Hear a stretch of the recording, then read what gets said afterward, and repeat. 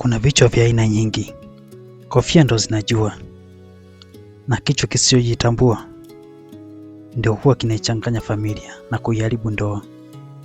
Sikiliza chombezo hili la kusisimua, tuone kichwa cha Jimmy kilikuwaje. Dastan Kawili Kawili Story Killer nipo hapa tena kwa ajili ya kusimulia chombezo hili tamu la kusisimua, chombezo lenye fumbo linalohitaji akili kubwa kuweza kufumbua. Usisahau kusubscribe, kulike, comment na kushare kwa marafiki ili tuikuze familia hii. Hii ni hadithi kali na ni moja ya hadithi kubwa nazoziamini ambazo zitaleta mabadiliko kwenye ulimwengu huu wa simulizi. Wacha tuanze moja kwa moja. Boko aliingia chumbani kwake kutoka kazini. Alipoingia akajilaza kitandani chali na kuvuta pumzi.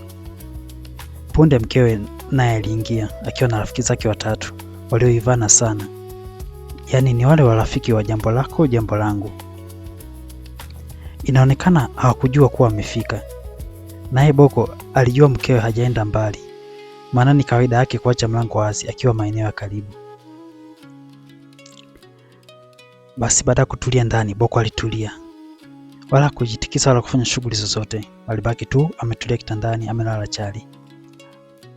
Huenda ile bahati mbaya ilikuwa ni kivuli ambacho Mungu alimpitisha ili kumfanya kila mtu ajiamini upande wake na kuanza kufanya vitu ambavyo nuruni hawezi kufanya. Why is it always about Jimmy?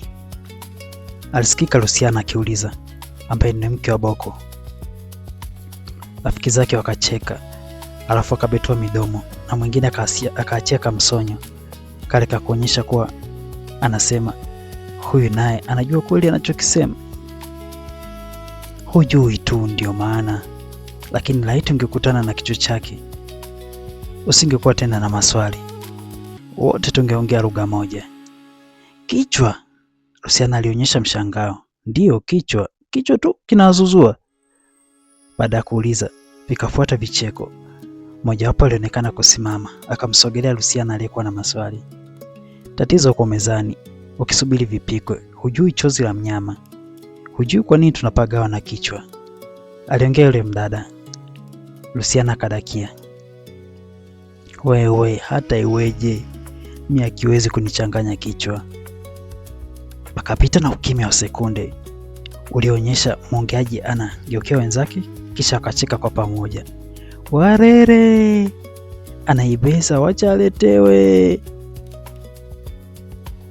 Unadhani ni kama hivi ulivyozoea? Cha Jimmy sio kama cha mmeo. Hiki ni hatari.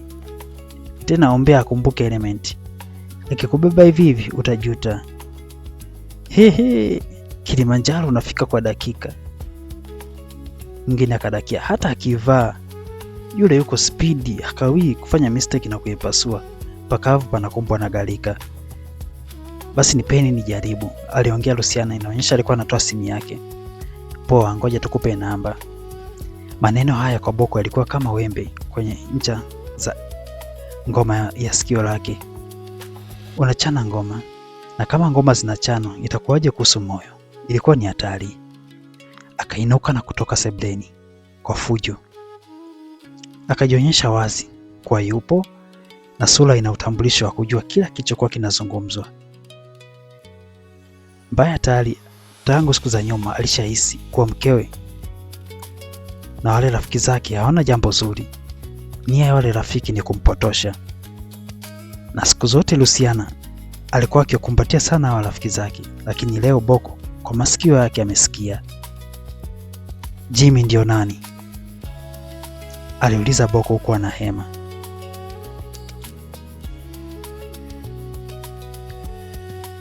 Msikilizaji, huu ndo mwisho wa sehemu ya kwanza chombezo letu, kichwa cha Jimmy. Basi tukutane kwa ajili ya sehemu ya pili ambayo itakujia siku ya kati ya Ijumaa na Jumamosi.